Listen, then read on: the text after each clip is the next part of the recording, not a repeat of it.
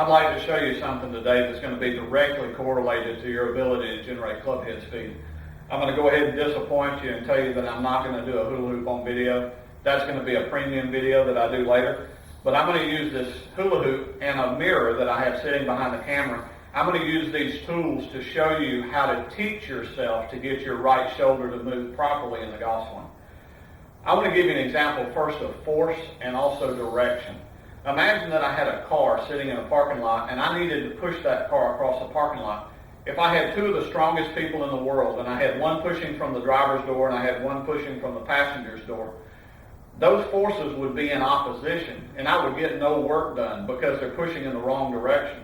But if I took both of those people and I put them on the license plate and I told them both to push in that direction, now not only do we have force being created, we also have the direction that's required.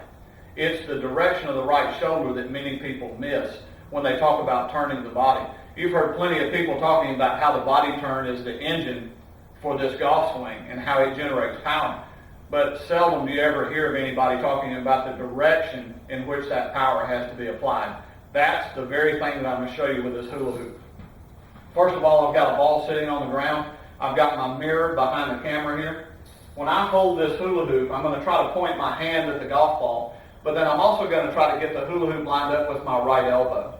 So I'm only seeing the side of the hoop. I don't want to see any of the circle. So once I see a straight line and I see it going through my elbow, my first goal is to take my right shoulder and to move it back to the circle. So once I move this shoulder back to the circle and I get it married up with the circle, you'll see that my hands, the hoop, and the shoulder are all on the same line. Now, unfortunately, what most people do when they start the downswing is they just simply rotate their shoulder in the downstroke to hit the golf ball. There are many problems that happen from here. So if I get up to the top of the swing and I start twisting my shoulder in this direction, I'm actually taking my shoulder in that direction instead of towards the golf ball, which would mean that if I did that, my club's coming from well outside the golf ball and I'm just going to simply cut across it, probably hitting a weak fade. Now, here's the next way to do it.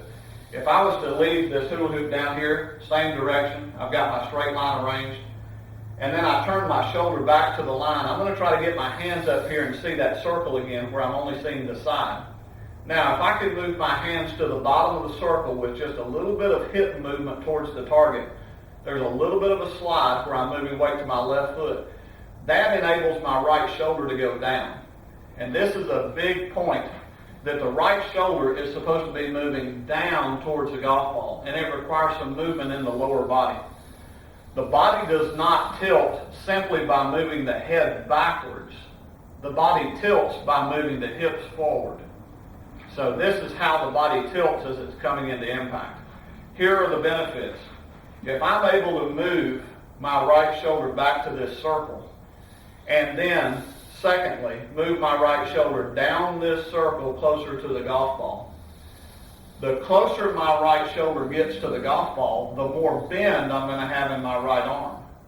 The more bend I have in my right arm as I get closer to the ball, the more potential energy I have in that angle. The more potential energy that I have in that angle as I get to the ball, the more kinetic energy I can create. So what happens, just like throwing a punch, if I don't move my shoulder towards what I'm trying to hit, then I'm going to run out of arm before I get to my target.